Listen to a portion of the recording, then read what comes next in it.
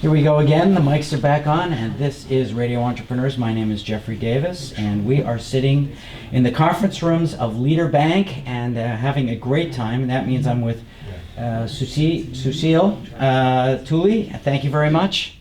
Thank you, Jeffrey. Thank you again. Thank you for coming to Leader Bank to host this radio program. And it's so nice to have a local entrepreneur, Jan Gouldstone, to come and talk about her products and her business over here. Thank you. And that's from GardenStreets, correct? That's right. Right. So thank you very much. Thank you very much to both of you. Jen, tell us about GardenStreets. Absolutely, sure. GardenStreets is a company that curates plants for home and office. And what I mean by curating is that we think very thoughtfully about what needs to go into a space, both from a size, from a color, from the light that you have available, and then we ensure that the plants that we put in there will thrive. We also choose the containers based on your office decor, your style, and what you're looking to do there. And how did you get into this business? That's a great question. So I'm going to break that up into a three-part answer. The first piece is that my parents came to the U.S. when I was very young. They were entrepreneurs themselves. My mother's mother owned a factory in China a long time ago. So I think in some ways entrepreneurship is in my blood. So since I've been here when I was 13, I think the piece that really got me to understand that I was still on Earth, because America was so different from when I left China, was when I saw a plant in a supermarket that was the same that I had with my grandmother in China. So it really made that connection for me. That was when it got started. So I've always loved plants. I studied computer science in undergrad, and my career has been in technology.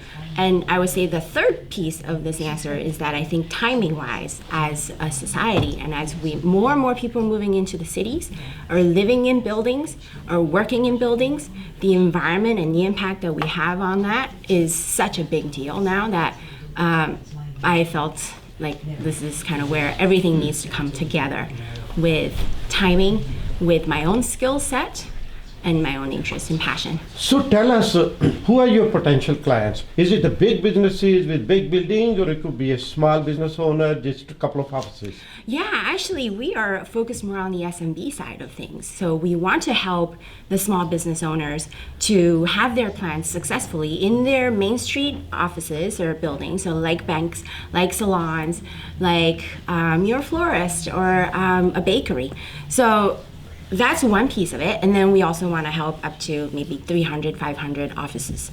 So that would be the range. So you don't have a physical location. How would people find you?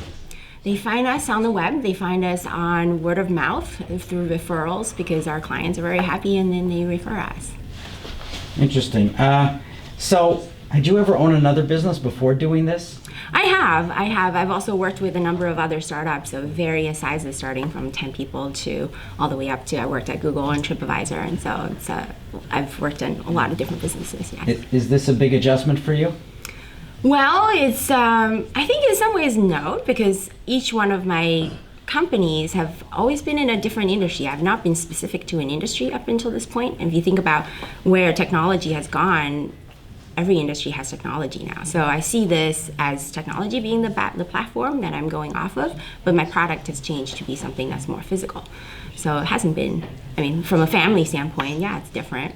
I'm still going to work much, much earlier though. So since you don't have a physical location, where are you working out of? I work out of my car. I meet with my clients when I'm on the road. I visit cafes. I get a lot of work done just being on the road, actually. Is there a difference, do you think, in doing business with, let's say, home versus office, the B2C versus B2B? There is some, for sure. I mean, the individual is making the decision, but at the end of the day, even at businesses, it's individuals who are making the decision anyway. So I think you're really speaking to the individual and making sure that their needs are being met. And I think at the end of the day, if you can do that well, then you get both sides. Are there particular plants that you like more than others that you like to recommend, or you just leave it? Are you plant agnostic? I think it really depends on the site. We choose the plant for the site and for the purpose that you want the plant. So for example, if you want something for privacy, you need something that's taller, that's denser. If you need something for shade, that may be different, right? So today I brought a plant called Monstera Deliciosa. I consider that an elephant. It's got the similar shape, but the leaves are very different. This is also known as a Swiss cheese plant. On Instagram these days, it's a very popular plant because it's so cool. But it comes from the tropics, and it has these leaves with holes in them. And they're necessary because in the tropics, when you have these torrential downpours, the holes let the water pass through and it doesn't damage the leaves. So this is a very versatile plant. You can have it in a bright spot or a slightly lower light, but I would not put this in a completely shady spot.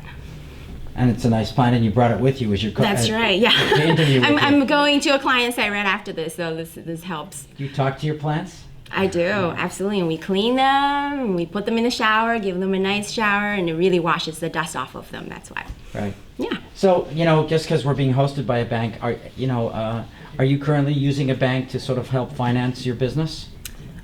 Sure. Yes, we gotta have a banking order to do business and take credit cards, and you kind of have your deposits and. So that's great. That is from one side.